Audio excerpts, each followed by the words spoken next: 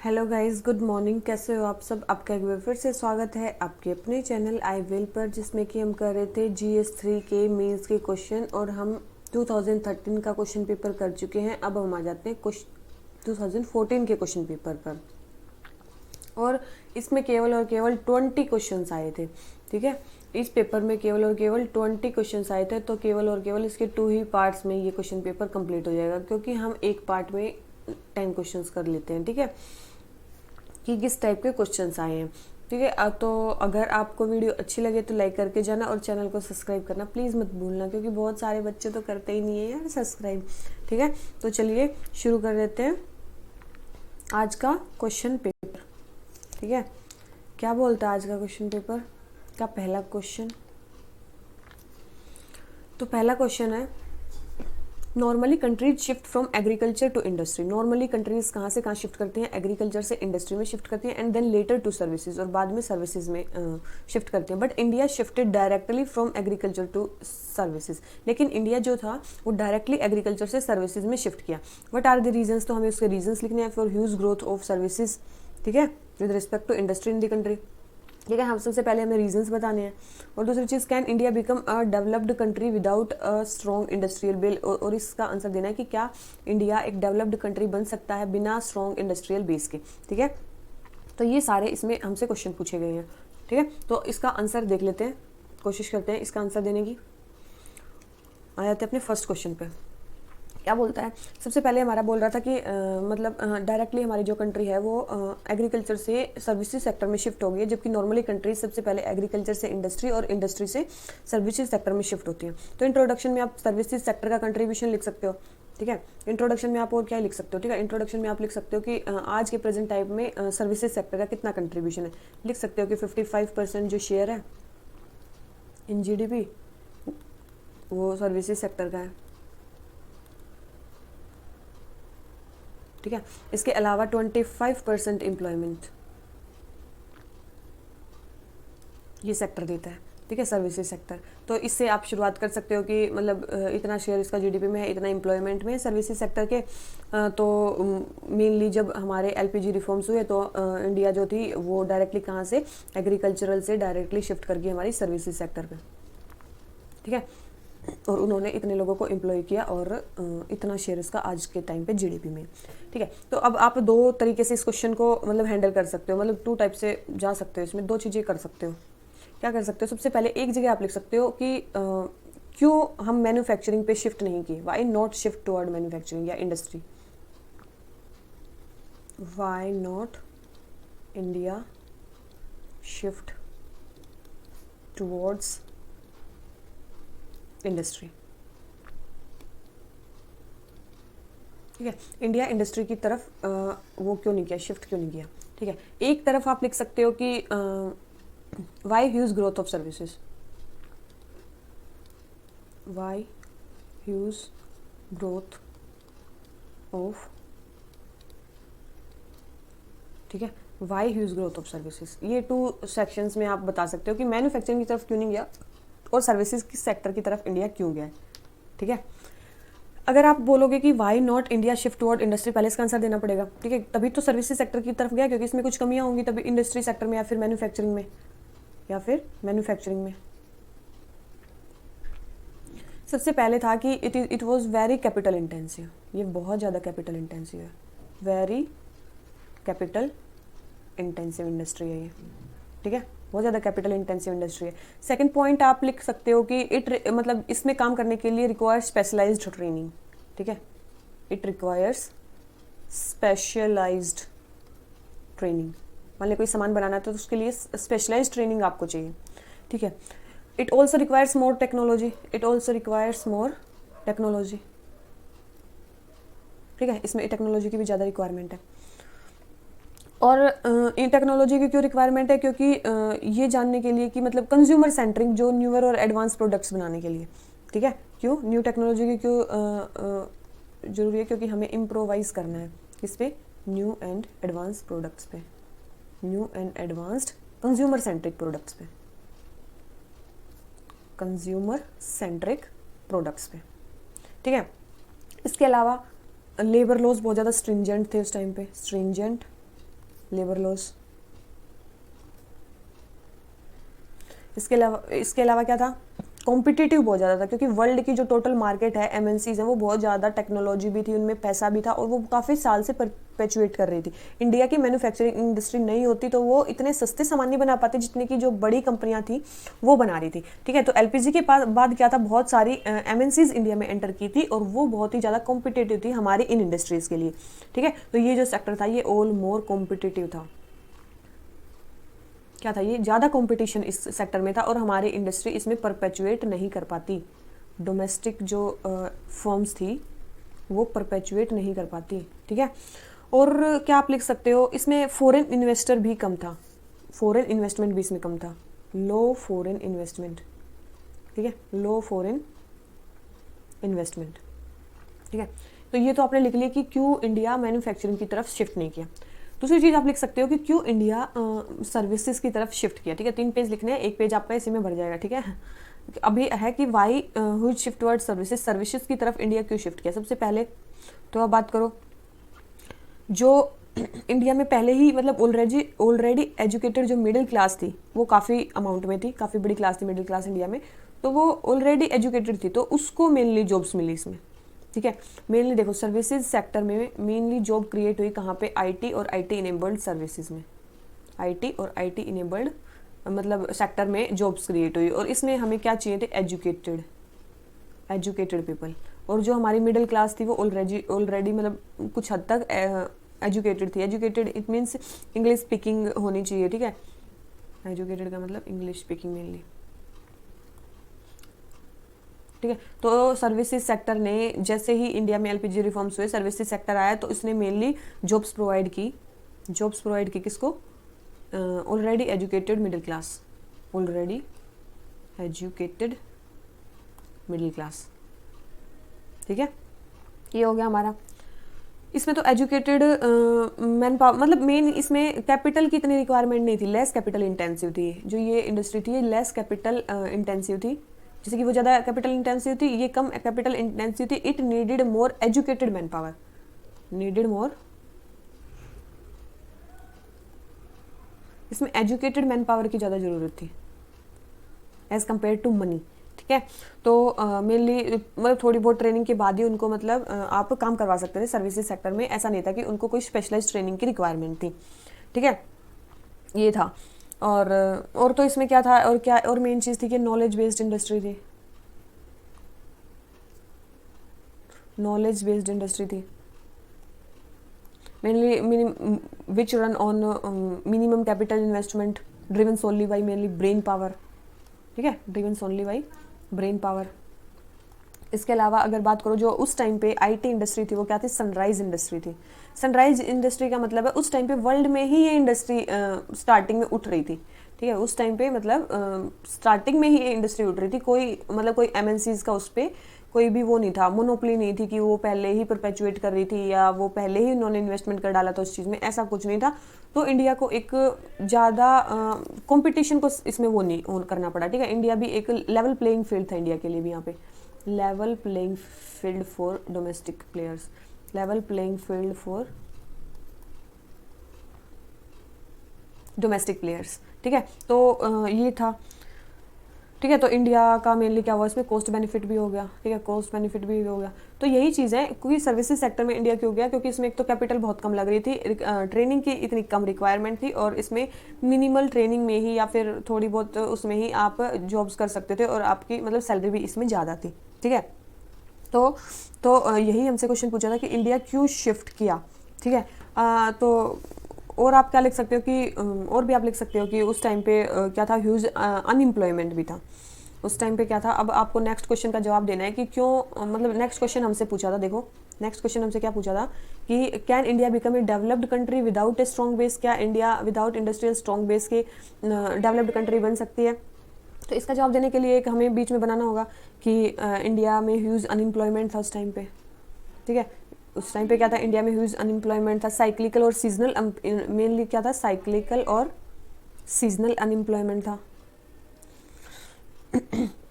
लेकिन उस टाइम पे क्या था, मतलब लोगों में लैंग्वेज स्किल थी, क्वांटिटेटिव देवर एजुकेटेड, ठीक है, लेकिन उनको मतलब क्या थी, जॉब्स नहीं मिल रही थी। नॉट वही इम्प्रेसिव इतने नहीं थे, मतलब जो यूनिवर्सिटी ग्रेजुएट्स थे उनको जॉब्स नहीं मिल रही थी। Yes they were they had language skills, quantitative skills, ठीक है, इसीलिए सर्विस सेक्टर ने कुछ तो जॉब प्रोवाइड की। इसलिए उस टाइम पे क्या किया, सर्विसेज सेक्टर ने कुछ तो जॉब प्रोवाइड की। लेकिन कुछ ऐसे भी लोग थे जो जिनमें स्किल्स नहीं थी उस टाइम पे, जिनमें स्किल्स नहीं थी, या फिर आज के टाइम पे भी जिनमें स्किल्स नहीं है, जो सेमी स्किल्ड है या जो अनस्किल्ड पर्सन है, तो उनको जॉब्स कहाँ से मिलेंगी, क्योंकि सर्विसेज सेक्टर तो ओनली केवल है मेनली ब्रेन पावर वाला है। तो ये ब्रेन पावर वाला है, मतलब मेनली इसमें स्किल्स की तो रिक्वायरमेंट है। अगर आपके पास स्किल्स नहीं है तो फिर आप इस सेक्टर में काम नहीं कर पाओगे, ठीक है। तो ऐसा तो है नहीं कि इंडिया की टोटल पॉपुलेशन स्किल्ड है, ठीक है। तो यही चीज़ थी, एजुकेटेड है तो अनएजुकेटेड लोग भी हैं, जिनके पास स्किल नहीं है वो पीपल भी हैं। तो ऐसा तो नहीं है कि केवल और केवल सर्विसेज सेक्टर के बेस पे जो इंडिया है वो एक डेवलप्ड कंट्री की उसमें आ सकता है, ठीक है, ये चीज़ है।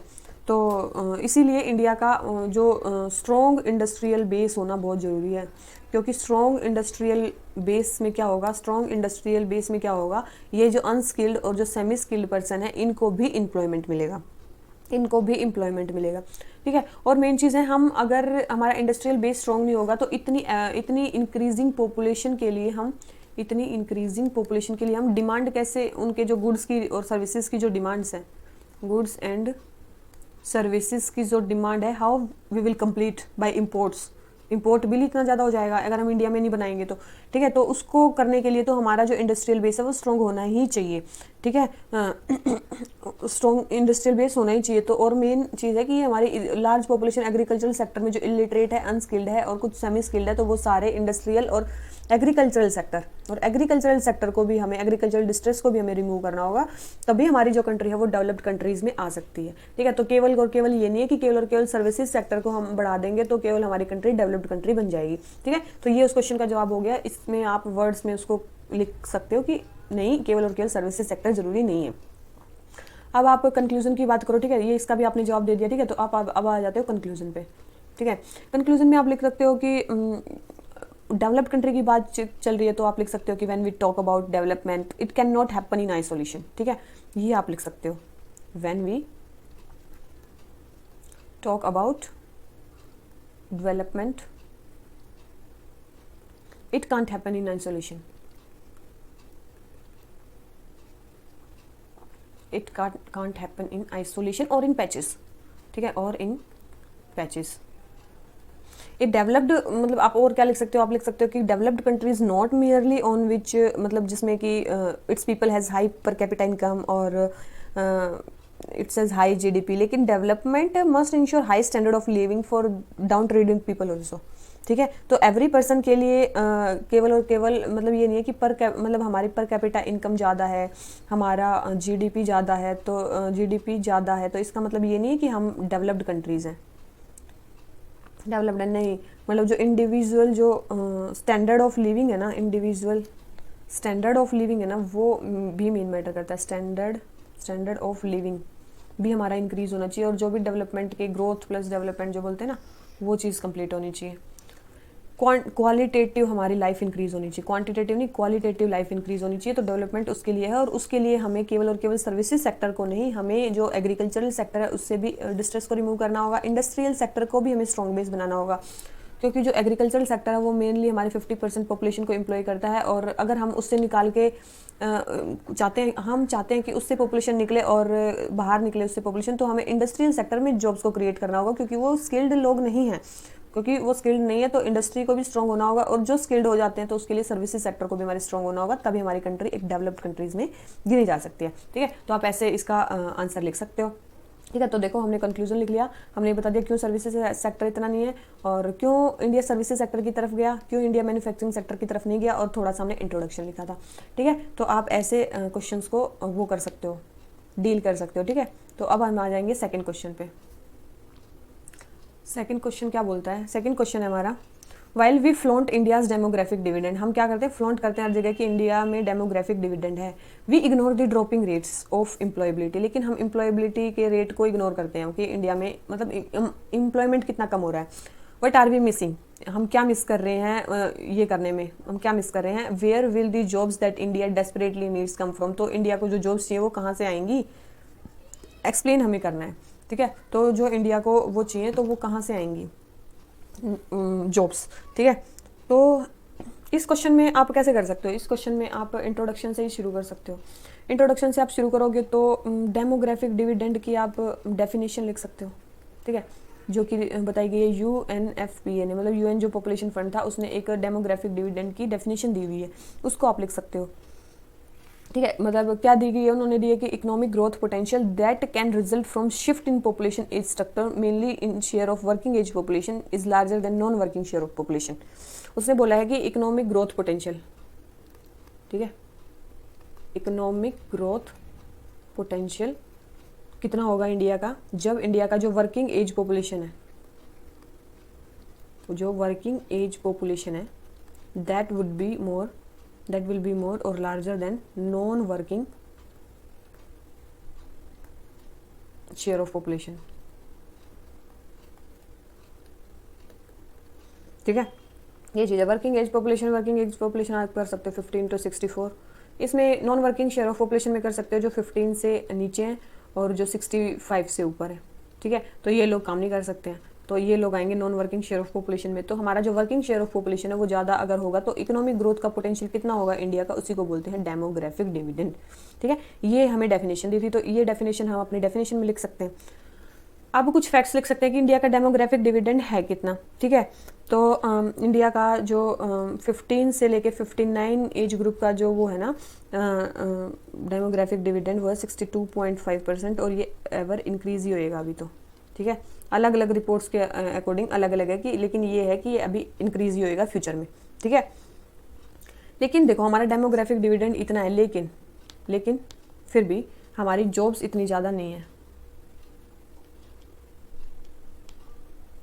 ठीक है। फिर भी इंडिया इतनी ज़्यादा जॉब्स क्रिएट नहीं कर पा रहा। इसको आप किससे बताओगे, इससे भी आप इसको भी आप फैक्ट से ही बता सकते हो कि एज पर अ स्टडी, एक स्टडी हुई उसके अकॉर्डिंग ओनली 10% जो MBA ग्रेजुएट्स हैं, only 10% MBA graduates and 17% engineering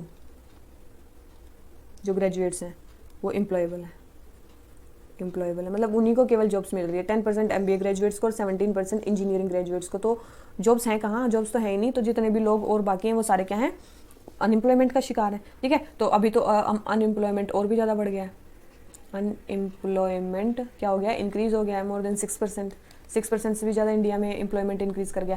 तो आप फैक्ट्स के थ्रू इसको वो एस्टेब्लिश कर सकते हो, ठीक है। जो उसमें स्टेटमेंट दे रखी है कि इंडिया का हम, चलो ठीक है, हम फ्लॉन्ट करते हैं इंडिया के डेमोग्राफिक डिविडेंड को। फ्लॉन्ट क्यों करते हैं, क्योंकि है भाई, क्योंकि हम इतनी पॉपुलेशन है हमारी कि हमारा इकोनॉमिक ग्रोथ पोटेंशियल तो काफ़ी ज़्यादा है, लेकिन जॉब्स नहीं है, जॉब्स की नहीं है, तो उसके लिए भी आप एक फैक्ट लिख सकते हो, ठीक है। अब आप लिख सकते हो कि इंडिया में जॉब्स क्यों नहीं है, ठीक है, रीजंस की इंडिया में हम एम्प्लॉयमेंट प्रोवाइड नहीं कर पा रहे, ठीक है।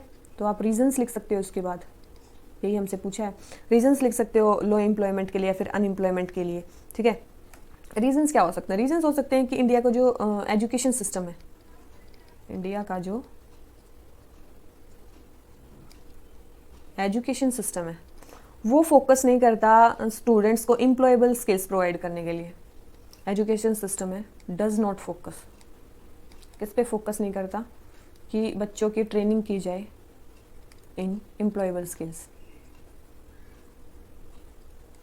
ठीक है। एम्प्लॉयबल स्किल्स देने में एजुकेशन सिस्टम हमारा फोकस ही नहीं कर रहा है, ठीक है। तो ये हो गया एजुकेशन सिस्टम के बारे में। दूसरी चीज़ है हमारा इंडस्ट्री का और एकेडमिया का लिंक नहीं है, इंडस्ट्री एकेडमिया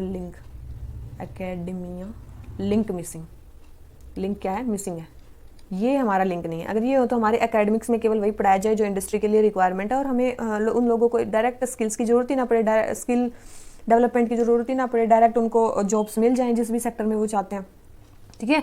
तो वही है, रिसेंटली क्या होता है, बहुत सारी इंडस्ट्री स्किल्ड वर्कफोर्स की स्कार्सिटी के कारण कम वो कर पाती हैं। तो वही इंडस्ट्री और एकेडमिया का लिंक नहीं है। और क्या है, मतलब और एक रीज़न लिख सकते हैं जो पहले क्वेश्चन में था कि डायरेक्ट हमारी जो इकोनॉमी है, डायरेक्ट जो हमारी इकोनॉमी है वो एग्रीकल्चर से सर्विसेज में शिफ्ट कर गई है, एग्रीकल्चर से सर्विसेज सेक्टर में वो शिफ्ट कर गई है। और जो सर्विसेज सेक्टर है वो employees only highly educated people, ये मेनली हाईली एजुकेटेड पीपल को ही वो कर रहा है, क्या एम्प्लॉय कर रहा है। तो इसीलिए जो मेनली जो अनस्किल्ड पीपल हैं या फिर जो सेमी स्किल्ड पीपल है वो तो उनको तो मिल ही नहीं पा रही, ठीक है। तो हाईली एजुकेटेड पीपल को एम्प्लॉय करता है, वाइल जो इंडिया की मैक्सिमम पॉपुलेशन है, इंडिया की जो मैक्सिमम वर्क फोर्स मान लो, इंडिया की जो मैक्सिमम वर्क फोर्स है वो क्या है, मतलब 90% के अप्रोक्स क्या है, अनस्किल्ड है। तो उनको जॉब्स कहाँ से मिलेंगी, ठीक है। तो इसलिए मैक्सिमम जनता क्या है, अनएम्प्लॉयमेंट का शिकार है, ठीक है। सॉरी, ठीक है। तो इसके अलावा आप क्या कर सकते हो, हमारा एग्रीकल्चर सेक्टर में डिस्ट्रेस है, एग्रीकल्चरल सेक्टर में डिस्ट्रेस है या फिर वो लैगिंग कर रहा है, लैगिंग बिहाइंड अदर सेक्टर।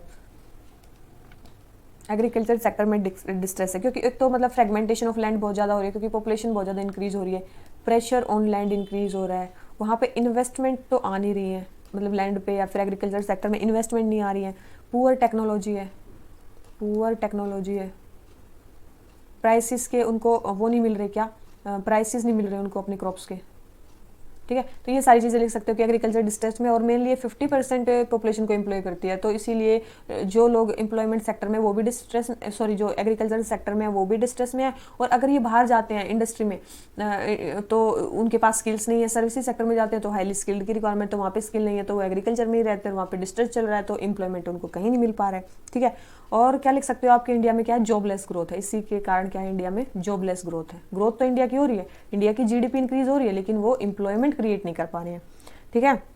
और क्या लिख सकते हो, और आर्काइक लेबर लॉज के बारे में लिख सकते हो, क्योंकि क्वेश्चन आया था 2014 में, ठीक है। लेबर लॉज के बारे में बात कर सकते हो कि लेबर लॉज बहुत ज़्यादा हैं, तो इसलिए उनको सोशल सिक्योरिटी की प्रॉब्लम, ठीक है, सोशल सिक्योरिटी की प्रॉब्लम, और उनको सोशल बेनिफिट्स, तो ये सारी प्रॉब्लम्स उनको होती हैं, ठीक है। तो ये रीजंस है कि इंडिया में क्यों लो एम्प्लॉयमेंट है या फिर क्यों अनएम्प्लॉयमेंट इंक्रीज हो रहा है, कुछ कुछ रीजंस है, ठीक है। और तो आपको खुद ही लिखने होंगे, आप इसको बस अपने नोट्स से वो कर सकते हो थोड़ा सा, ठीक है। तो ये हमने लिख दिया कि मेन रीजंस क्या है इंडिया में लो एम्प्लॉयमेंट के। आप बोल रहे हो कि इंडिया में कहाँ से एम्प्लॉयमेंट आ सकता है, अब ये भी बात बोली उन्होंने कि इंडिया में कहाँ से एम्प्लॉयमेंट आ सकता है, कि सोर्सेज ऑफ जॉब हम कहाँ से ढूंढ सकते हैं। सोर्स तो बहुत सारे हैं ना, आप इंडस्ट्री में जॉब निकाल सकते हो, इंडस्ट्री में जॉब निकाल सकते हो, आप मैन्युफैक्चरिंग सेक्टर में कर सकते हो, ठीक है, आप सर्विसेज सेक्टर में जॉब्स क्रिएट कर सकते हो, ठीक है, जैसे कि उनको प्रॉपर स्किल्स प्रोवाइड करके, वोकेशनल ट्रेनिंग देके, ठीक है, वोकेशनल ट्रेनिंग देके, इसके अलावा वर्किंग पॉपुलेशन को एम्पावर करके, ठीक है। सर्विसेज सेक्टर में जैसे कि हॉस्पिटल्स में डॉक्टर्स की आप सर्विसेज सेक्टर में वो कर सकते हो, डॉक्टर्स की, नर्सिस की, डॉक्टर्स नर्सिस, आप एग्जांपल तो बहुत सारे दे सकते हो, ठीक है। टीचर्स की जो है भी वो पूरी कर दो, जो भी वैकेंसीज़ हैं। उसके अलावा जो जुडिशरी की वैकेंसीज आप कंप्लीट कर दो, ठीक है। साइबर स्पेस में आप साइबर सिक्योरिटी के लिए आप एक्सपर्ट्स को हायर कर सकते हो। तो जॉब्स के क्रिएशन के तो बहुत सारे तरीके हैं, ठीक है, बहुत सारे सेक्टर से हमारे यहाँ पे जॉब्स आ सकती है, ठीक है। इंडिया का क्या टारगेट है, इंडिया ने भी, आप गवर्नमेंट की इनिशिएटिव के बारे में भी लिख सकते हो, ठीक है। गवर्नमेंट इनिशिएटिव के बारे में क्या लिखोगे, इंडिया की एक policy national policy on skill development, skill development, ठीक है, national policy on skill development. ये क्या बोलती है कि हमें गवर्नमेंट का टारगेट है कि 2022 तक हमें 500 मिलियन स्किल करने हैं पीपल को, 500 मिलियन को क्या करना है, स्किल करना है, ठीक है। तो अगर स्किल्ड पीपल होंगे तो उनको सर्विसेज और इंडस्ट्रियल सेक्टर में जॉब्स मिल जाएंगी। तो ये भी एक काफ़ी अच्छा इनिशिएटिव है गवर्नमेंट का, जिसमें वो पीपल को स्किल करना चाहती है। कंक्लूजन में आप क्या लिख सकते हैं, कंक्लूजन में लिख सकते हो कि इंडिया केवल और केवल मैन्युफैक्चरिंग और सर्विसेज पर डिपेंड नहीं हो सकता, आपको मतलब अनएम्प्लॉयमेंट की प्रॉब्लम को सॉल्व करने के लिए तो जो एग्रीकल्चर और अलाइड सेक्टर है उसको भी आपको उतना ही ध्यान देना होगा जितना इन पे दे रहे हो, ठीक है। तो वही है, एग्रीकल्चर सेक्टर, इंडस्ट्रियल सर्विसेज, तीनों को मिला के जब हम जॉब्स क्रिएट करेंगे तो मैक्सिमम बेनिफिट होगा हमारे इंडिया का, और India can truly take advantage of demographic dividend which it flaunts, ठीक है। तो कंक्लूजन में आप जो मैंने बोला ये लिख सकते हो कि केवल और केवल सर्विसेज और मैन्युफैक्चरिंग में ध्यान देने से कुछ नहीं होगा, एग्रीकल्चर सेक्टर को भी आपको एक्सपोर्ट ओरिएंटेड बनाना होगा, इन्वेस्टमेंट देनी होगी, ये सब करना होगा, और इसके अलावा तभी हम डेमोग्राफिक डिविडेंड जिसको हम फ्लॉन्ट कर रहे हैं उससे हमें बेनिफिट होगा फ्यूचर में, ठीक है। तो ये हो गया हमारा क्वेश्चन नंबर 2, ठीक है। आ जाते हैं क्वेश्चन नंबर 3 पे। क्वेश्चन नंबर 3 हमें क्या बोलता है,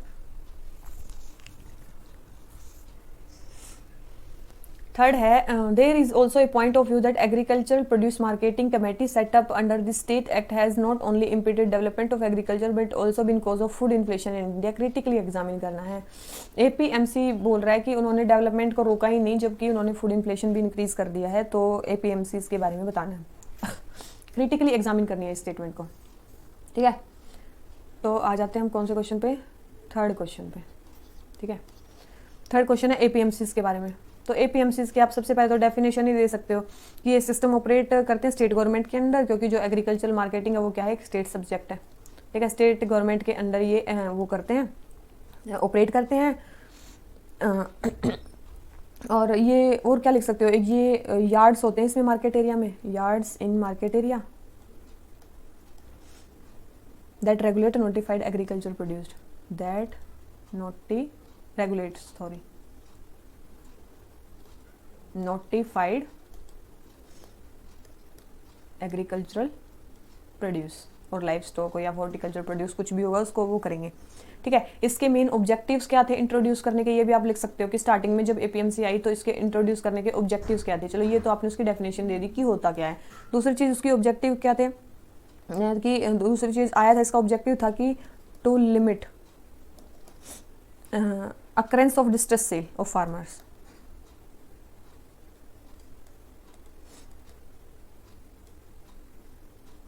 by farmers under pressures,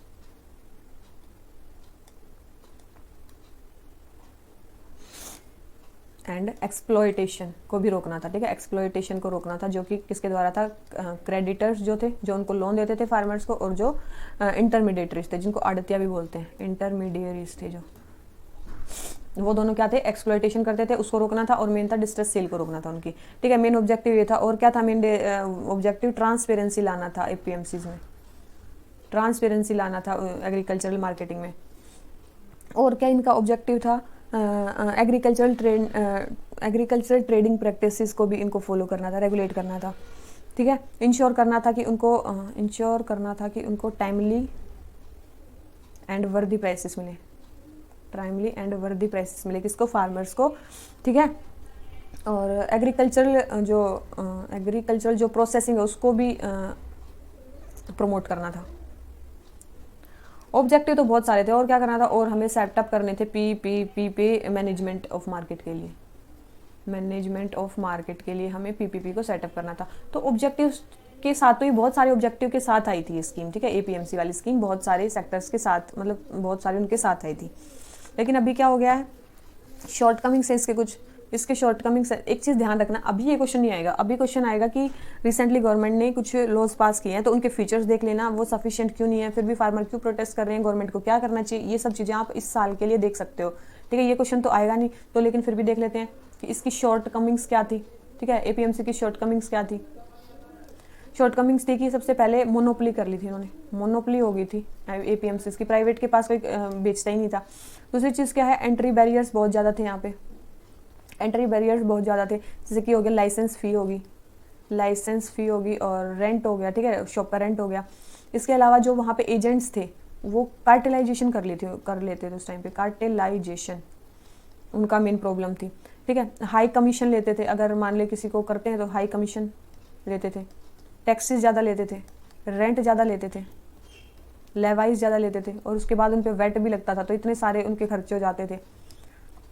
और मेन चीज़ था कॉन्फ्लिक्ट ऑफ इंटरेस्ट हो गया था इसमें, कॉन्फ्लिक्ट ऑफ इंटरेस्ट मतलब, कॉन्फ्लिक्ट ऑफ इंटरेस्ट का मतलब है ये एज ए रेगुलेटर गवर्नमेंट ने लगाए थे, ठीक है, रेगुलेटर गवर्नमेंट ने लगाए थे, लेकिन ल्यूक्रेटिव ट्रेड के कारण इनके वेस्टेड इंटरेस्ट हो गए थे, ठीक है, वर्सेस ल्यूक्रेटिव ट्रेड, ठीक है। मतलब ट्रेड में इनको ज़्यादा बेनिफिट होता था, रेगुलेटर में इनको कुछ मिलता नहीं था, ठीक है। तो वही चीज़ है, तो कॉन्फ्लिक्ट ऑफ इंटरेस्ट हो गया था, ये अपने फायदे के लिए ज़्यादा काम करने लग गए थे, ठीक है। अदर मैनिपुलेशंस भी इन्होंने की कि वो जो फार्मर्स है उसकी पेमेंट को भी कई बार रोक देते थे, ठीक है, ब्लॉक फार्मर पेमेंट को कई बार रोक सकते थे, क्यों, मतलब बिना बात के रीजंस के, फिक्शियस रीजंस के कारण, ठीक है। तो कई बार तो फार्मर्स को स्लिप पे नहीं मिलती थी, और स्लिप अगर उनको नहीं दोगे, अगर आप उनको स्लिप नहीं दोगे तो क्या होगा, वो बैंक से लोन नहीं ले पाएंगे, लोन नहीं दे पाएंगे तो नेक्स्ट सीजन के लिए जो उनका क्रॉपिंग सीजन है वो लेट हो जाएगा, अगर वो लेट हो जाएगा तो फिर वो वही है, उनका प्रोडक्शन कम होगा नेक्स्ट ईयर के लिए। अगर उनका प्रोडक्शन कम होगा तो वही है, तो नेक्स्ट ईयर भी उनकी सेल कम होगी तो डिस्ट्रेस में आ जाएंगे। ठीक है, डिस्ट्रेस में आ जाएंगे फार्मर्स, और अगली बार का फिर से वो लोन नहीं चुका पाएंगे। ठीक है, तो यही चीज़ है कि इतनी सारी इसमें शॉर्टकमिंग्स आ गई थी। ठीक है, और हाँ एक और मेन चीज़ थी कि इन्होंने, एक और थी कि मतलब महंगाई क्यों बढ़ी, क्योंकि यहाँ पे लेक ऑफ डायरेक्ट एक्सेस नहीं था। क्या नहीं था? लेक ऑफ डायरेक्ट एक्सेस था किसके बीच में? रिटेलर्स एंड फार्मर्स के बीच में। रिटेलर्स एंड फार्मर्स के बीच में डायरेक्ट लिंक नहीं था, तो जो फार्मर्स थे वो देते थे एपीएमसी मंडीज़ को, और मंडीज़ जो बेचती थी वो बेचती थी रिटेलर्स को, और फिर वो जाता था एंड कंज्यूमर्स के पास। तब तक क्या हो जाता था, उनके प्राइस बहुत ज़्यादा हाई हो जाते थे, मिडल वाले पैसे कमा जाते थे। ठीक है, तो डायरेक्ट लिंक ना होने के कारण क्या हो जाता, प्राइसेस में भी हाइक काफ़ी ज़्यादा हो गया था। तो यही सब फैक्टर थे जिसके कारण वो था डेवलपमेंट, और ये सब नहीं हो पाया। तो अभी तो इंडिया ने क्या है इसके लिए इसमें अमेंडमेंट भी कर दिए हैं। तो आप ये देख सकते हो कि अमेंडमेंट में क्या किया है, उसके क्या शॉर्टकमिंग्स हैं, और इंडिया क्या कर सकती है, और फार्मर प्रोटेस्ट को रोकने के लिए गवर्नमेंट क्या कर सकती है।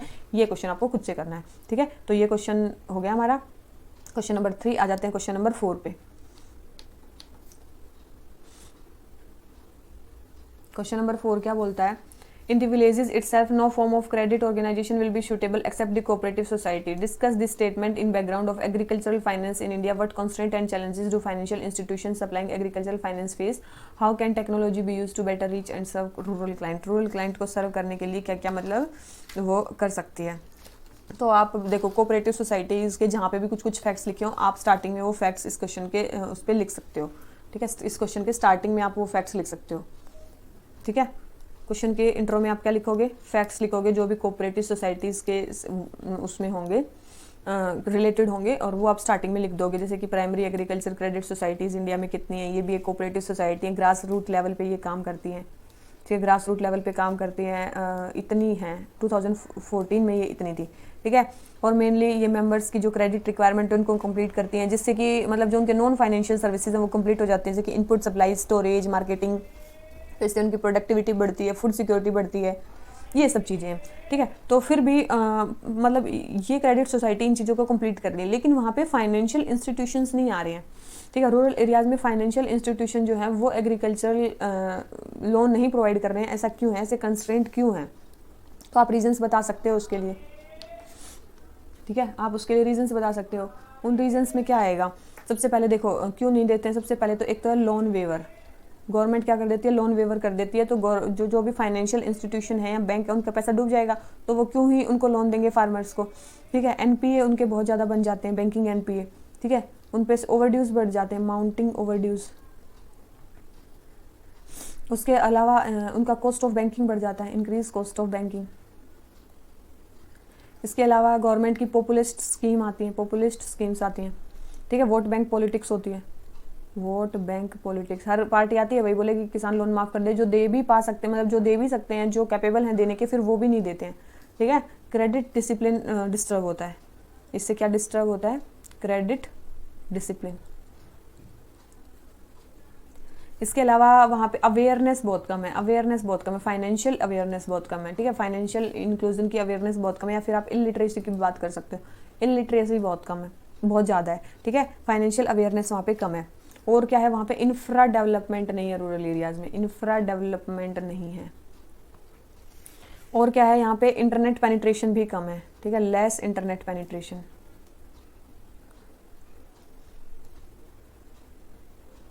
इंटरनेट पेनिट्रेशन भी कम है। तो यही सारी चीज़ें हैं कि इंटरनेट पेनिट्रेशन भी यहाँ पे कम है। तो फाइनेंशियल जो इंस्टीट्यूशंस हैं वो कि क्या क्या चैलेंजेस हैं कि वो एग्रीकल्चरल सेक्टर को लोन नहीं देते हैं, वो रूरल एरियाज़ में अपने ब्रांचेस नहीं खोलते हैं। तो आप टेक्नोलॉजी को कैसे यूज़ कर सकते हो, वो चीज़ है। ठीक है, टेक्नोलॉजी को कैसे यूज़ कर सकते हो? टेक्नोलॉजी में हो सकता है कि multi service delivery system, multi service delivery system का आप यूज़ कर सकते हो। उसके अलावा बिजनेस कोरस्पॉन्डेंट मॉडल, जिसमें उसको एक पीओएस मशीन दे दी जाती है। ठीक है, माइक्रो क्रेडिट स्कीम। ठीक है, माइक्रो क्रेडिट स्कीम टेक्नोलॉजी का यूज़ है। मोबाइल बेस्ड फाइनेंशियल सर्विसेज, जो मोबाइल से ही आप कर सकते हो, मोबाइल बेस्ड फाइनेंशियल सर्विसेज। इसके अलावा और क्या कर सकते हो? Biometric handled device, biometric handled device, ये भी टेक्नोलॉजी में ही आता है। Smart card, POS, ATM। तो ये सारी टेक्नोलॉजी का आप यूज़ करके आप क्या कर सकते हो, वहाँ पे फाइनेंशियल इंक्लूजन को इंक्रीज़ कर सकते हो। ठीक है, तो ये हो गया हमारा टेक्नोलॉजी का यूज़। और हम क्या क्या कर सकते हैं, चलो ये तो हो गया। आप कंक्लूजन में अदर मेजर्स के बारे में बता सकते हो, अदर मेजर के बारे में बता सकते हो कि गवर्नमेंट वहाँ पे क्या कर सकती है, प्रायोरिटी सेक्टर लैंडिंग रिफॉर्म्स जो गवर्नमेंट करती है वो कंटिन्यू कर सकती है। वहाँ पे प्रायोरिटी सेक्टर में बैंकिंग को लोन देना ही पड़ेगा। ठीक है, कर्व हो सकता है किस पे, पॉपुलिस्ट स्कीम पे, पॉपुलिस्ट स्कीम पे कर्व अगर कर देते हैं। इंफ्रा अगर वहाँ का डेवलप कर देते हैं, इंटरनेट पेनिट्रेशन अगर वहाँ पे हो जाती है, इंटरनेट पेनिट्रेशन वहाँ पे अगर गवर्नमेंट कर देती है। और इंडिया के रिसेंट इनिशिएटिव्स के बारे में भी आप लिख सकते हैं जो भी आजकल चल रहे हैं। ठीक है, जैसे कि भारत नेट प्रोजेक्ट हो गया, भारत नेट प्रोजेक्ट हो गया। ठीक है, तो ये सारी चीज़ों के बारे में आप लिख सकते हो इस क्वेश्चन में। ठीक है, कि इंडिया में क्यों वहाँ पे नहीं है, क्यों है। ठीक है, तो ये सारी चीज़ें आपकी जो होती हैं वो कंप्लीट हो जाती हैं। तो जो हमारा फोर्थ क्वेश्चन है वो हमारा कंप्लीट हो जाता है। आ जाते हैं क्वेश्चन नंबर 5 में, और इसमें हम केवल यही देख रहे हैं कि आप क्वेश्चंस कैसे कैसे आए हुए हैं, ना कि हम ये बता रहे हैं कि इसके मॉडल आंसर्स कैसे हैं। ठीक है, ये आप केवल और केवल अपने आंसर्स को इससे थोड़ा बहुत तो देख सकते हो कि इनिशियली हेल्प आपको मिल सकती है कि आप इसको कैसे कर सकते हो। ठीक है, तो ये नहीं है कि आप केवल यही देख के और आप आंसर करोगे, नहीं। ठीक है, तो अब क्या है, नेक्स्ट क्वेश्चन है हमारा, the right to fair compensation and Transparency in Land Acquisition, Rehabilitation and Resettlement Act 2013 has come into effect from 2014. What are the key issues which get addressed with the act in place? What implication would it have on industrialization and agriculture? देखो, उस time का ये act है, अभी के लिए क्या है, इररेलेवेंट है, इररेलेवेंट है, ये उस टाइम का एक्ट है। तो अभी जो एक्ट आए हैं आप वो पढ़ सकते हो। ठीक है, उस एक्ट के बताने हैं कि क्या क्या फ़ायदे हैं, क्या क्या इम्प्लीकेशन है, क्या क्या नुकसान है, और उसके क्या क्या मतलब इश्यूज़ थे उसके। ठीक है, तो ये क्वेश्चन करना मेरे ख्याल से तो इररेलेवेंट है। अगर आप बोलोगे तो कभी नेक्स्ट टाइम मैं ये क्वेश्चन करा सकती हूँ, तो आज के लिए मैं ये क्वेश्चन स्किप कर रही हूँ। ठीक है, क्योंकि इररेलेवेंट है, उस टाइम का ये क्वेश्चन है, और अभी उसका मतलब फीचर्स को पढ़ना है क्या क्या हुआ था, तो it's irrelevant for me and for you also. तो ठीक है, तो हम इसके बाद नेक्स्ट क्वेश्चन पर बढ़ जाते हैं, क्योंकि जो रिसेंट लॉज आएंगे वो पढ़ने भी ज़्यादा जरूरी है। 7 साल पहले के लॉज आपके लिए इतने ज़्यादा जरूरी नहीं है। जाते हैं क्वेश्चन नंबर 6 पे। क्या बोलता है question number 6, capitalism has guided the world economy to unprecedented prosperity. जो कैपिटलिज्म है उसने वर्ल्ड इकोनॉमी को अनप्रेसिडेंटेड प्रोस्पेरिटी में वो कर दिया है, गाइड किया है कैपिटलिज्म ने। ठीक है, it often increases short sightedness and contribute wide disparity. कई बार ये शॉर्ट साइटेडनेस में वाइड डिस्पैरिटीज को भी इंक्रीज करती है। तो इंक्लूसिव ग्रोथ के लिए क्या करेक्ट होगा कि हम कैपिटलिज्म को अडॉप्ट करें, ये बता रखा है कि क्या हम कैपिटलिज्म को मतलब इंक्लूसिव ग्रोथ को लाने के लिए क्या केवल और केवल कैपिटलिज्म को अडॉप्ट कर सकते हैं। ठीक है, तो इसमें आप क्या कर सकते हो, इसमें आप स्टार्टिंग में आप इंट्रोडक्शन से लिख सकते हो। 6th क्वेश्चन पे, 5th हमने किया नहीं। ठीक है, 5th हमने किया नहीं, 6th पे आ जाते हैं। 6th क्वेश्चन क्या है कि इंक्लूसिव ग्रोथ का जो कंसेप्ट है, concept of inclusive growth mainly focus करता है इक्विटेबल ग्रोथ पे। ठीक है, for all sections of society, जिसमें कि हमारे जो ग्रोथ एंड डेवलपमेंट के जो फ्रूट्स हैं वो पुअर और मार्जिनलाइज्ड सेक्शंस तक पहुंचने चाहिए। इंक्लूसिव ग्रोथ का ये तो मतलब है कि जो फ्रूट्स हैं हमारे ग्रोथ एंड डेवलपमेंट के, फ्रूट्स हैं जो ग्रोथ एंड डेवलपमेंट के, शुड रिच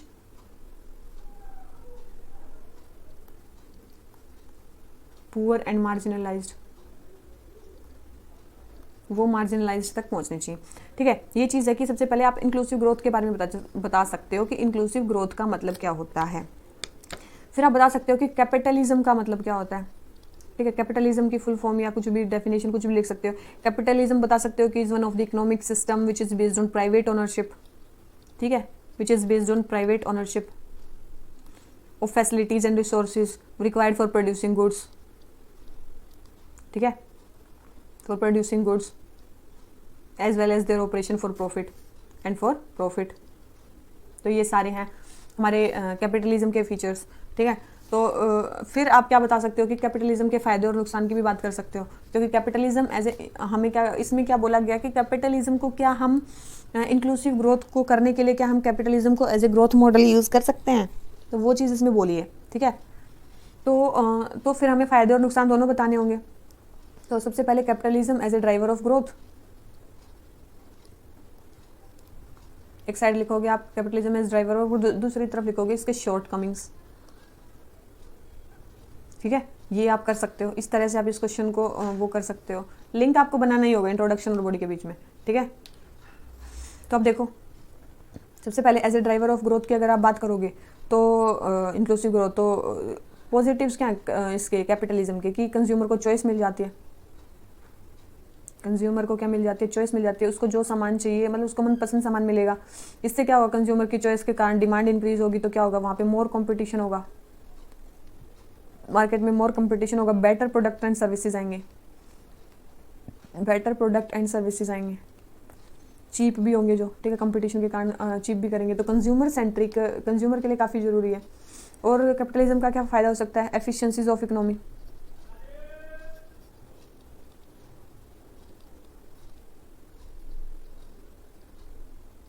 मतलब वही जो मैंने बताया, कॉस्ट कम हो जाएगा, मतलब कॉस्ट कम हो जाएगा कंज्यूमर्स के लिए, ठीक है, क्योंकि डिमांड ड्रिवन प्रोडक्शन होगा, क्योंकि क्या होगा, डिमांड ड्रिवन प्रोडक्शन होगा।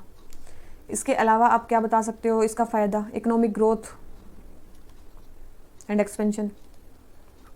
अगर कैपिटलिज्म आता है तो हमारी जो ग्रोस नेशनल प्रोडक्ट है वो इंक्रीज़ हो जाएगी। इससे क्या होगा, हमारे लिविंग स्टैंडर्ड्स इंक्रीज़ होंगे, लिविंग स्टैंडर्ड्स इंक्रीज़ होंगे तो हमारी डेवलपमेंट होगी, ठीक है। अगर हमारी डेवलपमेंट होगी तो वो भी इंक्लूसिव ग्रोथ में एक हेल्प करेगी, ठीक है। तो ये आप ऐसे कर सकते हो, ठीक है। तो ये हो गया हमारा कि capitalism as driver of growth. और वेस्टर्न कंट्रीज़ में क्या है मेनली, चलो ठीक है, ये तो आपने कर दिया इकोनॉमिक ग्रोथ एंड एक्सपेंशन। इसके अलावा आप लिख सकते हो कि वेस्टर्न कंट्रीज़ में क्या हुआ है, पॉजिटिव ट्रिकल डाउन इफेक्ट हुआ है। क्या है? पॉजिटिव ट्रिकल डाउन इफेक्ट देखा गया है, जो हमारी कंट्री में भी हो सकता है, जो हमारी कंट्रीज़ में भी हो सकता है।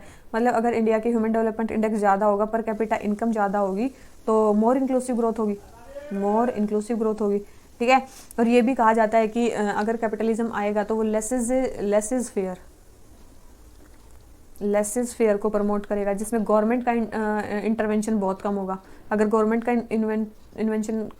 इंटरवेंशन कम होगा तो फ्री मार्केट काम करेगी, कंज्यूमर्स के लिए मार्केट काम करेगी, ठीक है। तो वो चीज़ है, कंज्यूमर्स के लिए फ़ायदा ही फ़ायदा होगा। तो वही चीज़ है, जब हम फ़ायदे लिखेंगे तो उसके बस केवल फ़ायदे ही फ़ायदे लिखेंगे, ठीक है। तो ये सारी चीज़ें हमने लिख चुकी हैं, ठीक है। ये फ़ायदे, 3 फ़ायदे लिखने के बाद उसके नीचे कुछ आप ये लिख सकते हो कि ये ऐसा वेस्टर्न कंट्रीज़ में देखा गया है, तो ये हाँ इंक्लूसिव ग्रोथ को प्रमोट कर सकता है। उसके बाद आप इसके इधर आ जाते हैं कि उसके शॉर्ट कमिंग्स क्या हैं। कैपिटलिज्म की शॉर्ट कमिंग्स में आ सकते हो कि मोनोपोली पावर, समटाइम्स क्या हो जाता है, मोनोपोली कर लेती हैं कंपनियाँ, ठीक है। मोनोपोली कर लेती हैं तो वो उस पोजीशन को एक्सप्लॉय, मतलब जो कंज्यूमर्स हैं उनको एक्सप्लॉइट करने के लिए यूज़ करती हैं। मतलब वो क्या करती हैं, charge high prices same goods के लिए, हाई प्राइसेस को चार्ज करती हैं। इससे मतलब कंपनीज़ क्या है, इनोवेशंस भी नहीं लाती हैं। अगर मोनोपोली होगी तो इनोवेशन क्यों लाएगी, क्योंकि कंपटीशन तो उसका खत्म हो चुका है, ठीक है। समटाइम्स क्या हो जाता है, मोनोपोली पावर आ जाती है इनमें, कैपिटलिज्म में। इसके अलावा क्या हो जाती है, कैपिटलिज्म से इनइक्वालिटी भी इंक्रीज़ करती हैं, इनइक्वालिटी इंक्रीज़ करती हैं।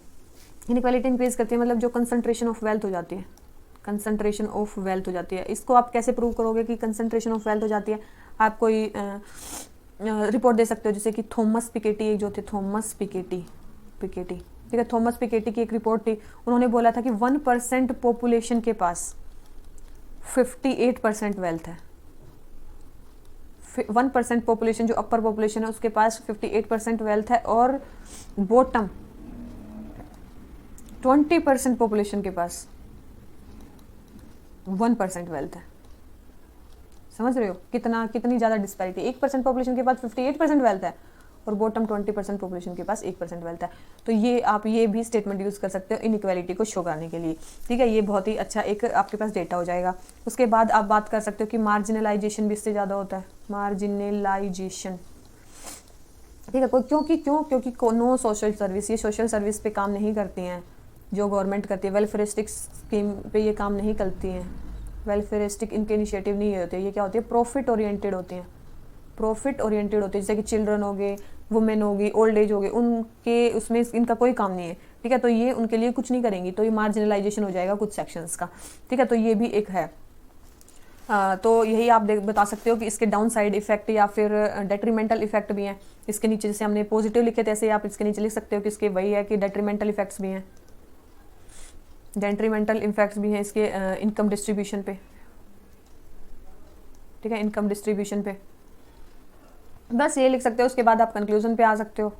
कंक्लूजन पे आप आ सके कि जो गवर्नमेंट है अगर बाई चांस क्वेश्चन क्या पूछा था हमसे उसके हिसाब से आंसर दे सकते हैं हम।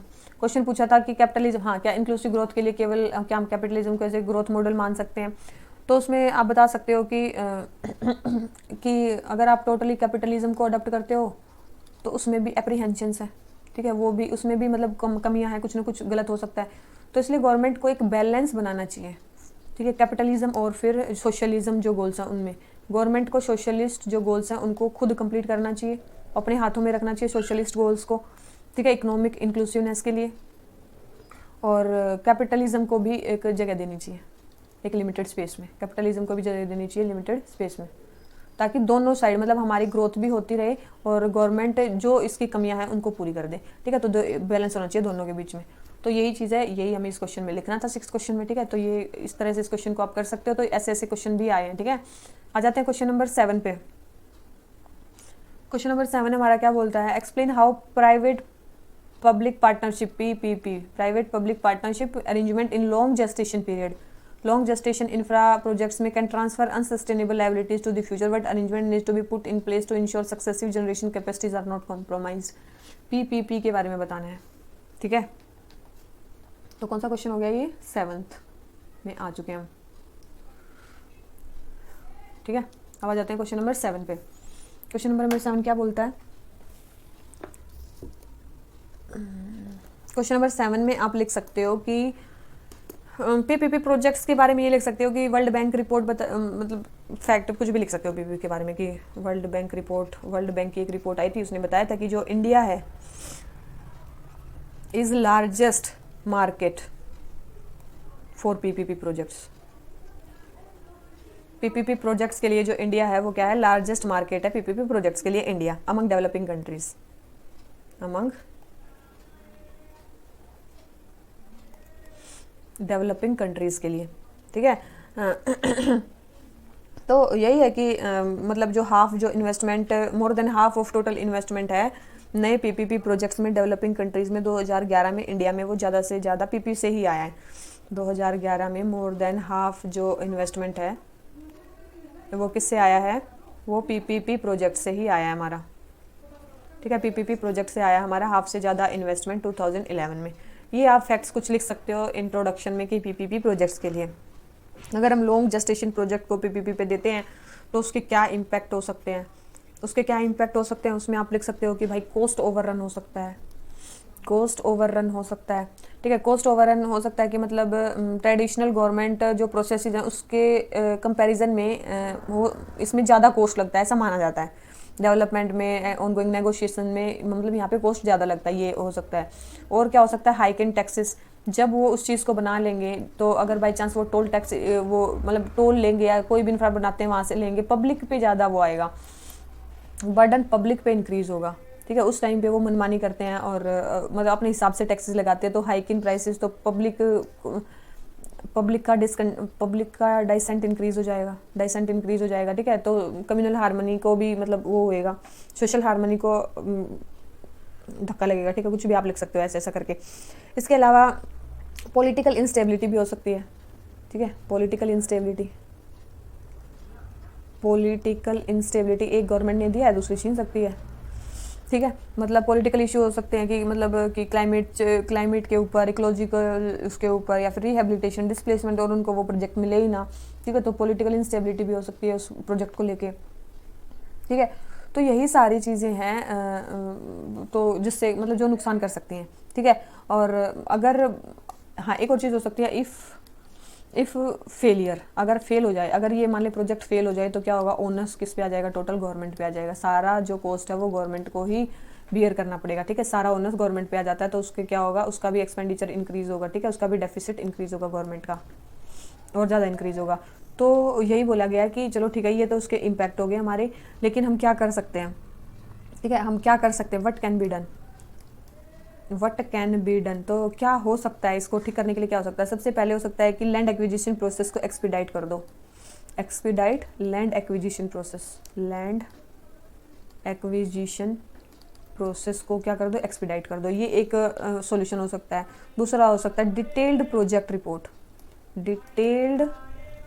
Detailed project report, detailed project report में की आप बात करो, डिटेल्ड प्रोजेक्ट रिपोर्ट की बात करो मतलब आप बाद में बताओगे कि आप कितने टैक्स लगाओगे, कितने % टैक्स लगाओगे, उससे गवर्नमेंट ये देख सकती है कि कितना हार्म या फिर फ़ायदा इससे होने वाला है। उसके अलावा इस पर एक रेगुलेटरी बॉडी भी बैठ सकती है, आप इस पर एक रेगुलेटरी बॉडी भी बिठा सकते हो। इसके अलावा कोई भी सुपरविज़न और मॉनिटरिंग मैकेनिज्म हो सकता है, सुपरविज़न और मॉनिटरिंग मैकेनिज्म भी एक हो सकता है इसमें, ठीक है। तो ये सारी चीज़ें हैं कि जिससे हम मतलब इसके नेगेटिव्स को, इसके इम्पैक्ट को पीपीपी के वो कंट्रोल कर सकते हैं, ठीक है। ये इसके नेगेटिव इम्पैक्ट्स को इससे हम क्या कर सकते हैं, कंट्रोल कर सकते हैं।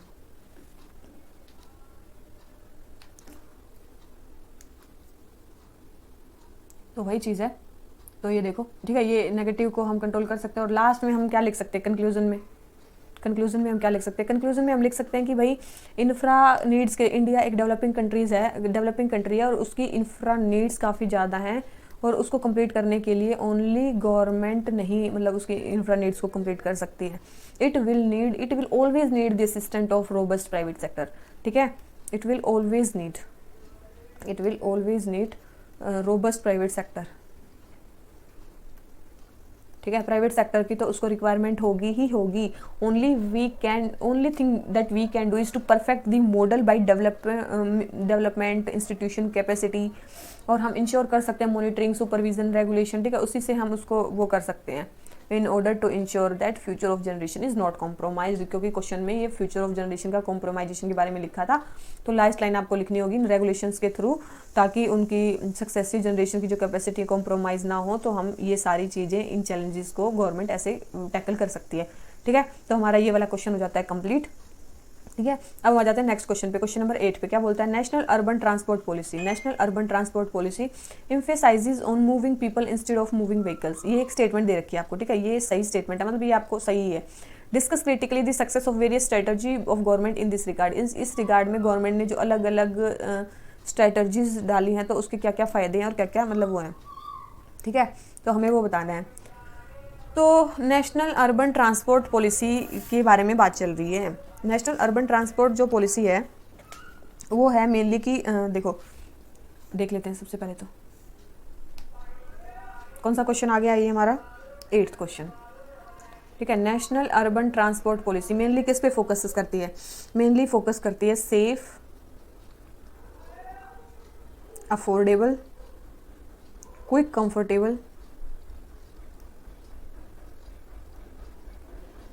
कंफर्टेबल, रिलायबल, सस्टेनेबल, ये सारे मतलब जो अर्बन ट्रांसपोर्ट सिस्टम पे, दिस अर्बन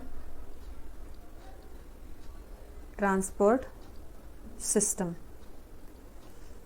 पे काम करती है, ठीक है। मेनली ये है। और multi modal public transport system को भी ये प्रमोट करती है, मल्टी मॉडल जो पब्लिक ट्रांसपोर्ट सिस्टम है उसको भी ये प्रमोट करती है। तो mainly national urban transport policy के बारे में हमें बताना है, ठीक है। अब उसमें बोला है कि उसने क्या क्या स्ट्रेटजीज अडॉप्ट किए हैं और उसमें क्या क्या कमियां हैं। सबसे पहले उन्होंने स्ट्रेटजीज क्या क्या अडॉप्ट किए हैं, उसके लिए स्ट्रेटजीज अडॉप्ट किए हैं कि इसमें स्ट्रेटजी अडॉप्ट किए हैं कि integrated land use and transport planning, integrated land use and transport planning, ये एक स्ट्रेटजी है। दूसरी है equitable distribution of road space, equitable distribution of road space, ये एक पॉलिसी है जो आपको पता ही होनी चाहिए, ठीक है, ये स्टैटिक क्वेश्चन है। उसके बाद है prioritisation of use of public transport, prioritise करना है क्या पब्लिक ट्रांसपोर्ट को हमें क्या करना, प्रायोरिटाइज करना है। उसके बाद क्वालिटी होनी चाहिए और प्राइसिंग होनी चाहिए, quality and pricing of public transport, ठीक है। क्वालिटी और प्राइसिंग भी कम होनी चाहिए, क्वालिटी अच्छी होनी चाहिए। प्रायोरिटाइज करना मेनली पब्लिक ट्रांसपोर्ट बढ़ाना चाहिए। इक्विटेबल डिस्ट्रीब्यूशन होना चाहिए रोड स्पेस का पब्लिक ट्रांसपोर्ट के लिए, ठीक है। इसके अलावा ये होना चाहिए, ठीक है। इसके बाद क्या हो सकता है, technology for public transport, technology हमें यूज़ करनी है, ठीक है, टेक्नोलॉजी यूज़ करनी है। इसके अलावा क्या है, association of private sector, association of private sector अलग अलग उसमें, ठीक है, प्राइवेट सेक्टर की हमें एसोसिएशन करनी है। पब्लिक अवेयरनेस हमें इंक्रीज़ करनी है, increase of public awareness, and cooperation. ठीक है, तो ये सारे स्ट्रेटजीज हैं जो नेशनल अर्बन ट्रांसपोर्ट पॉलिसी ने स्ट्रेटजी यूज़ की कि पब्लिक अवेयर करनी है हमें, प्राइवेट सेक्टर को भी जोड़ना है अपने साथ, टेक्नोलॉजी का यूज़ करना है, प्राइसिंग होनी चाहिए, अर्बन पब्लिक ट्रांसपोर्ट की प्राइसिंग कम होनी चाहिए, क्वालिटी अच्छी होनी चाहिए, प्रायोरिटाइज करना है मेनली पब्लिक ट्रांसपोर्ट को, रोड स्पेस का इक्विटेबल डिस्ट्रीब्यूशन करना है, और ये सारी क्या थी स्ट्रेटजी इन्होंने अडोप्ट की।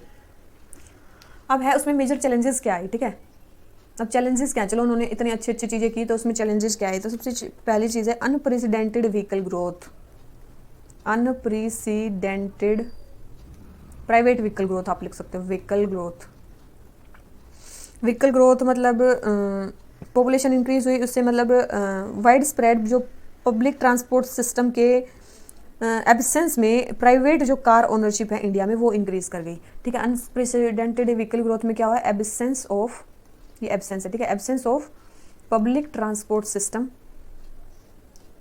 में क्या हुआ, इसके कारण क्या हुआ, इसके कारण हुआ कि जो प्राइवेट कार्स हैं, प्राइवेट कार्स की जो ओनरशिप है वो इंक्रीज़ कर गई इंडिया में बहुत ज़्यादा।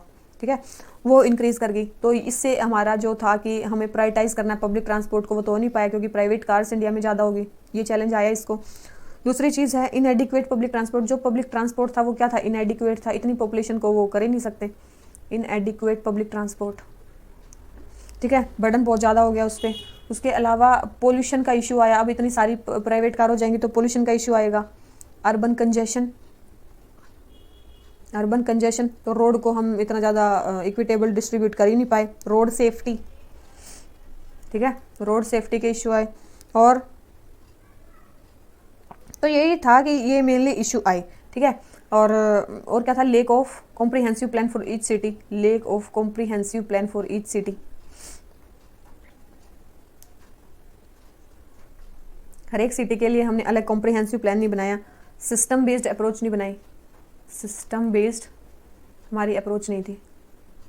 ठीक है, तो ये सारे मेजर चैलेंजेस थे इसमें। ठीक है, स्ट्रेटजी हमने अडॉप्ट कर ली, उसमें मेजर चैलेंजेस आए।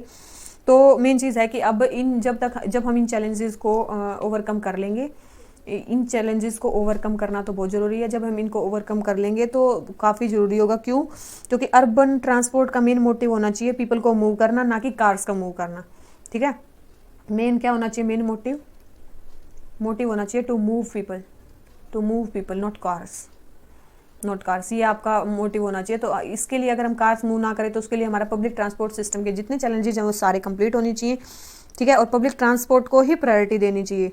ठीक है, इंटीग्रेटेड ट्रांजिट मोड्स हमें बनाने चाहिए। ठीक है, इंटीग्रेटेड ट्रांजिट मोड्स का यूज़ करना चाहिए। मतलब यही है कि सारे जो इसके नुकसान है वो आप स्ट्रेटजी बता सकते हो कि क्या क्या गवर्नमेंट मतलब कंक्लूजन में आप ये सब लिख सकते हो। ठीक है, मेन चीज़ ये है। और गवर्नमेंट के कुछ इनिशिएटिव्स के बारे में बात करें, स्मार्ट सिटी मिशन, जिसमें कि गवर्नमेंट उसके रोड्स को भी वो करने की बात कर रही है। ठीक है, तो ये सारी चीज़ें आप इस क्वेश्चन में लिख सकते हो। तो देखो ये हमने कर लिया है कि national urban transport policy, question था स्टैटिक क्वेश्चन क्यों था, क्योंकि ये पॉलिसी है उस साल आई होगी तो इसलिए ये पूछी गई है। ठीक है, तो हमने कर दिया है ये क्वेश्चन। आ जाते हैं क्वेश्चन नंबर 9 पे। ठीक है, क्वेश्चन नंबर 9 हमें क्या बोलता है, क्वेश्चन नंबर 9 है फॉरेन डायरेक्ट इन्वेस्टमेंट FDI जो डिफेंस सेक्टर में है वो लिबरलाइज्ड उसको करने की बात चल रही है, बट अब तो हो गया है। ठीक है, तो उस टाइम पे थी, तो देख लेते हैं। This is expected to have Indian defence and economy in short and long term. तो हमें उसके इफेक्ट बताने हैं डिफेंस सेक्टर को लिबरलाइज करने के, FDI को लाने के इंडिया में। ठीक है, तो वही है कि आप बता सकते हो कि अभी इंडिया में कितना है, 70%, मतलब कितना। देखो क्वेश्चन पे ही आ जाते हैं, 9th क्वेश्चन पे। आप स्टार्टिंग में ही इसमें मतलब क्या कर सकते हो, स्टार्ट कर सकते हो कि करंटली इंडिया के डिफेंस सेक्टर में क्या क्या है, कितना हम इंपोर्ट करते हैं, ये आप स्टैटिक निकालना, कितना हम एक्सपोर्ट करते हैं। ठीक है, तो अगर इतना ज़्यादा अगर हम इंपोर्ट करते हैं, इंडिया कौन सी लार्जेस्ट इंपोर्टर कंट्री है वर्ल्ड में डिफेंस प्रोडक्ट्स की। ठीक है, वो आपको एक स्टैटिक चीज़ देखनी है नेट से। उसके अलावा आपको देखना है कि अगर इतनी बड़ी स्टैटिक कंट्री अगर इंडिया है तो इंडिया को क्या चाहिए कि इंडिया के अंदर ही मैन्युफैक्चरिंग हो। उस मैन्युफैक्चरिंग के लिए इंडिया को क्या चाहिए, इन्वेस्टमेंट चाहिए, क्योंकि इंडिया के पास इतना ज़्यादा इन्वेस्ट करने के लिए पैसा नहीं है। अगर इंडिया को इन्वेस्टमेंट चाहिए तो वही गवर्नमेंट क्या कर रही है, लिबरलाइज करना चाह रही है किसको, डिफेंस सेक्टर को। अभी तो हो गया, लेकिन मैं उस टाइम के क्वेश्चन की बात कर रही हूँ। गवर्नमेंट डिफेंस सेक्टर को क्या कर रही है, लिबरलाइज करना चाह रही है। अगर उस गवर्नमेंट सेक्टर को डिफेंस सेक्टर को अगर गवर्नमेंट लिबरलाइज करना चाह रही है तो उसमें कुछ पॉलिसी इम्प्लीकेशंस भी होंगे। ठीक है, उसके कुछ पॉलिसी इम्प्लीकेशंस भी होंगे, तो अब देख लेते हैं। ठीक है, तो उसके पॉलिसी इम्प्लीकेशंस क्या होंगे एफडीआई लाने के, देख लेते हैं। तो हो सकता है कि रिस्क ऑन डोमेस्टिक प्लेयर्स की उनकी रोजी रोटी छिन जाए, क्योंकि जो बाहर की कंपनियां जाएंगी वो उनके पास काफ़ी ज़्यादा टेक्नोलॉजी होगी, उनके पास पैसे होंगे और वो क्या करेंगी, एक्वायर कर लेंगी। मतलब अनइक्वल कंपटीशन होगा तो हमारे जो डोमेस्टिक प्लेयर्स हैं वो बाहर निकल जाएंगे मार्केट से। ठीक है, तो ड्यू टू अनइक्वल कंपटीशन। ठीक है, तो ये एक पॉलिसी इम्प्लीकेशन हो सकता है कि डोमेस्टिक प्लेयर्स पे रिस्क हो सकता है। और क्या हो सकता है, नेशनल सिक्योरिटी पे हमारा वो हो सकता है, नेशनल सिक्योरिटी इशू हो सकता है कि भाई अगर हम 100% इक्विटी कर देते हैं डिफेंस सेक्टर में और कभी इंडिया में कोई मुसीबत आती है तो सारी कंपनी अपना पैसा लेके भाग जाएंगी, तो फिर हमारे डिफेंस मैन्युफैक्चरिंग चमड़ा जाएगी। तो इसके लिए उसको नेशनलाइज रहना काफ़ी ज़रूरी है। उसके अलावा हमारी foreign as well as defence policy पे भी फ़र्क पड़ेगा डिफेंस पॉलिसी पे भी फ़र्क पड़ेगा। बस यही आपको चीज़ें लिखनी है कि क्या क्या फ़र्क पड़ेगा। ठीक है, ये आप और भी पॉइंट्स लिख सकते हो, आप कमेंट बॉक्स में कमेंट कर सकते हो अगर आपके माइंड में और भी सारे पॉइंट्स आ रहे हैं। ठीक है, तो हम एक साथ इंप्रूव करेंगे सब। ठीक है, तो वही चीज़ है। तो ये हो गया हमारे पॉलिसी इम्प्लीकेशंस। और हो सकता है अब मतलब अगर एफडीआई आ जाता है तो फ़ायदे क्या होंगे, ये भी हो सकता है, नुकसान ही नहीं होंगे उसके, तो फ़ायदे भी हो सकते हैं। जैसे कि इम्पैक्ट ऑफ इकोनॉमी इकोनॉमी पे इम्पैक्ट क्या होगा, पॉजिटिव ही होगा। अगर एफडीआई इंडिया में आता है तो हमारे क्या होंगे, इंपोर्ट्स कम हो जाएंगे, डोमेस्टिक मैन्युफैक्चरिंग ज़्यादा होगी और हमारे एक्सपोर्ट ज़्यादा हो जाएंगे। अगर हम एक्सपोर्ट कर रहे हैं तो हमारे एक्सपोर्ट ज़्यादा होंगे तो वही चीज़ है, इंडिया का डिफेंस जो हम बायर हैं हम एक्सपोर्टर में चले जाएंगे तो हमारी इकोनॉमी पे पॉजिटिव इम्पैक्ट पड़ेगा। इसके अलावा डिफेंस प्रिपेयर्डनेस पे भी फ़र्क पड़ेगा। अभी हमें सब कुछ बाहर से मंगाना पड़ता है, अगर हम इंडिया में ही बनाएंगे, अगर इंडिया में एफडीआई आती है तो इंडिया में बनाने लगेंगे तो बस वही है, हमारे पास एडवांस इक्विपमेंट्स होंगे तो हम कभी भी उनका यूज़ कर सकते हैं। तो डिफेंस प्रिपेयर्डनेस पे भी हमारा पॉजिटिव इम्पैक्ट होगा। तो पॉजिटिव इम्पैक्ट के बारे में भी बात कर सकते हैं हम। तो वही है, फिर आप लास्ट में कंक्लूजन में भी आप यही चीज़ें लिख सकते हो। ठीक है, कंक्लूजन में आप क्या कर सकते हो, इसी के बता सकते हो कि पॉलिसी का मेन मतलब ये पॉलिसी है वे मेन चाहती है कि ट्रांसपेरेंसी, ऑब्जेक्टिव, फंक्शनल मैकेनिज्म होना चाहिए। अगर प्राइवेट सेक्टर आता भी है, ठीक है, प्राइवेट सेक्टर का जो कंट्रीब्यूशन होना चाहिए वो ट्रांसपेरेंट तरीके से होना चाहिए, ऑब्जेक्टिव होना चाहिए, ठीक है, फंक्शनल होना चाहिए। और जो हमारी नेगेटिव्स हैं अगर उनको गवर्नमेंट एक प्रॉपर रेगुलेटेड मैकेनिज्म में अगर उसको करती है तो इंडिया को सेल्फ रिलायंट बनने से इंडिया की इंपोर्ट्स कम हो जाएंगे, सेल्फ रिलायंट हो जाएगा इंडिया, हमारी डिफेंस रिक्वायरमेंट मीट हो जाएंगी, नेशनल सिक्योरिटी ऑब्जेक्टिव हमारे कंप्लीट हो जाएंगे। ठीक है, बहुत सारे लोगों को इंडिया में जॉब्स भी मिलेगी, एम्प्लॉयमेंट इंक्रीज होगा, सेल्फ एम्प्लॉयड होगा, हमारे एसडीजीज कंप्लीट होने के चांसेस ज़्यादा। तो आप ऐसे कंक्लूजन में तो कुछ भी लिख सकते हो। ठीक है, तो ये सारी चीज़ें हैं। अब हम आ जाते हैं क्वेश्चन नंबर लास्ट पे, क्वेश्चन नंबर 10 पे। क्वेश्चन नंबर 10 हमारा क्या बोलता है, scientific research in Indian universities declining. Scientific जो रिसर्च है इंडियन यूनिवर्सिटीज़ में वो कम हो रही है, because career in science is not attractive as business profession, engineering and administration and the universities are become consumer oriented. Critically comment करना है हमें इस चीज़ पे। ठीक है, तो हमें साइंटिफिक रिसर्च, देखो क्वेश्चंस कैसे आ रहे हैं, मेन चीज़ ध्यान उस पर देना। ठीक है, आंसर्स पे इतना ध्यान मत दो, क्वेश्चंस पे ज़्यादा ध्यान देना आपको कि किस टाइप के क्वेश्चन आ रहे हैं और किस टाइप के आगे आ सकते हैं। ठीक है, क्योंकि आ चुके हैं, हो सकता है आ भी जाएं, कोई भरोसा नहीं है, तो देख भी लो, कि ये भी नहीं बोल रही कि बिल्कुल ही मत देखो। ठीक है, तो आ जाते हैं क्वेश्चन नंबर 10 पे। स्टार्टिंग में है कि इंडिया में साइंटिफिक रिसर्च कम हो रही है यूनिवर्सिटीज़ की। ठीक है, तो आप इसको फैक्ट से वो कर सकते हो, फैक्ट आपके पास होने चाहिए। यहाँ पे आपके पास फैक्ट होने चाहिए। तो एक पब्लिकेशन हाउस था एल्सवियर, 2015 में एल्सवियर एक पब्लिकेशन हाउस है, उसने एक रिपोर्ट छापी कि इंडिया में जो साइंटिफिक पेपर्स जो छपते हैं, साइंटिफिक जो पेपर्स छपते हैं उनका जो नंबर है वो इंक्रीज़ हो गया 14.3% पर एनम, मतलब ज़्यादा साइंटिफिक पेपर आ रहे हैं। ठीक है, इलाइट कंट्रीज़ में इंडिया इंक्लूड हो गया है। लेकिन जो ज़्यादातर पब्लिश्ड जो रिसर्च है इंडिया में वो मेनली रिसर्च इंस्टीट्यूशन से आ रही है, मेनली फ्रॉम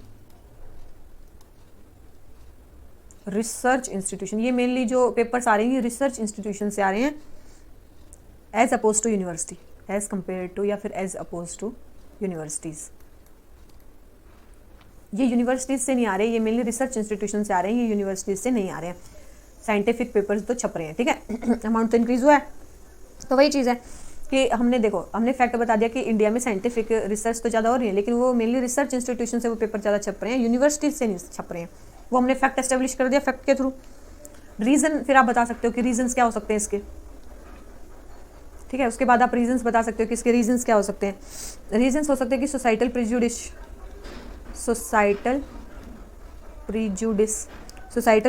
प्रिजुडिस की बात आप कर सकते हो कि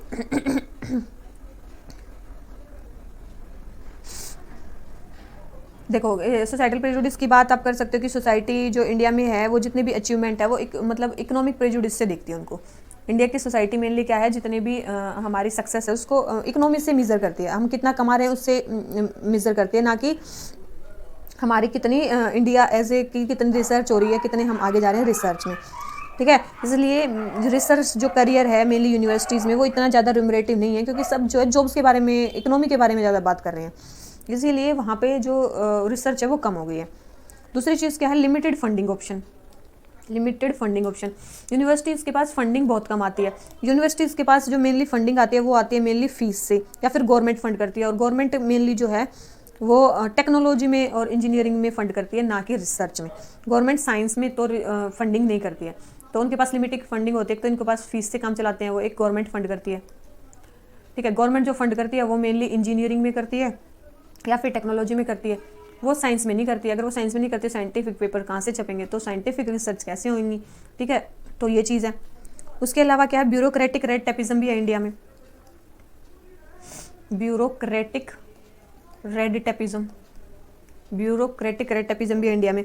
मतलब ये भी ब्यूरोक्रेटिक रेड टेपिज्म भी रिसर्च को हिंडर करता है, क्योंकि मतलब कई बार क्या होता है, जो ब्यूरोक्रेसी है वही उनकी जो रिसर्च पेपर जाने होते हैं कहीं पे, उन्हीं में इतना ज़्यादा डिले कर देते हैं उनको पास करने में, ठीक है। तो उसके कारण, और ऐसे ही मतलब मेंटेनिंग स्टेटस क्यू भी हो सकता है एक प्रॉब्लम, मेंटेनिंग स्टेटस क्यूस। इसका मतलब क्या है कि ओल्ड पीपल्स क्या हो सकता है, कई बार क्या होता है कि देखो, कई जो यंग साइंटिस्ट होते हैं, जो बड़े साइंटिस्ट होते हैं, कई बार यंग साइंटिस्ट ज़्यादा वैसे होते हैं, लेकिन वो अपने जो बड़े होते हैं उनकी बातें मानते हैं, बेशक वो गलत भी हो। तो इसके कारण सोसाइटल बैकक्लैश होता है। जो भी चल रहा है वो सोचते हैं कि जो चल रहा है चलने दो, हम क्यों मतलब रिबेल करें। तो उसके कारण भी जो चल रहा है वही चल रहा है इंडिया में। तो यही चीज़ है। तो हम क्या कर सकते हैं, तो ये तो रीज़न है कि इंडिया में इसलिए ऐसे नहीं हो रहा है। तो अब हम कंक्लूजन में क्या लिख सकते हैं, कंक्लूजन में हम लिख सकते हैं कि बहुत सारे रीज़न हैं जो कि हमें डिसअपॉइंट कर रहे हैं इसके लिए कि इंडिया में क्या है, मेनली साइंस को इतना ज़्यादा प्रेफरेंस नहीं दिया जा रहा। गवर्नमेंट और यूनिवर्सिटी को ब्लेम नहीं करना चाहिए, जबकि जो केवल और केवल गवर्नमेंट और यूनिवर्सिटीज़ को हम ब्लेम नहीं कर सकते। हमारी जो वैल्यूज सिस्टम है वो भी एक हमारा जो वैल्यू सिस्टम है वो भी एक हिंड्रेंस क्रिएट कर रहा है इसको इम्प्रूव करने में, ठीक है। तो यही है, इंडिया के पास रिसोर्स भी है, टैलेंट भी है, अपॉर्चुनिटी भी है। इंडिया को चाहिए केवल और केवल कि वो उनको नर्चर करे, ठीक है, एक सत्याग्रह टाइप करे, नॉलेज क्रिएटर बने हम फिर से। तो ये चीज़ है, ठीक है, कि हम फिर से नॉलेज क्रिएटर बने। तो ये देखो, हमारा 10th क्वेश्चन भी आज कंप्लीट हो जाता है, ठीक है। अब नेक्स्ट लेक्चर में हम करेंगे अगले 10 क्वेश्चन। तो आज का हमारा 2014 का हाफ क्वेश्चन पेपर कंप्लीट हो जाता है। अगर वीडियो अच्छी लगी हो तो प्लीज़ लाइक करना, और बैकग्राउंड साउंड को प्लीज़ आप देखा मत करो इतना ज़्यादा, क्योंकि ये आती रहती है। We can not stop them, ठीक है, to speak or to say anything, ठीक है। तो अगर आपको वीडियो अच्छी लगी तो लाइक करके जाना, चैनल सब्सक्राइब करना प्लीज़ प्लीज़ प्लीज़ मत भूलना, ठीक है। तो चलिए इसी नोट पे आज का लेक्चर खत्म करते हैं। Thank you very much, bye bye.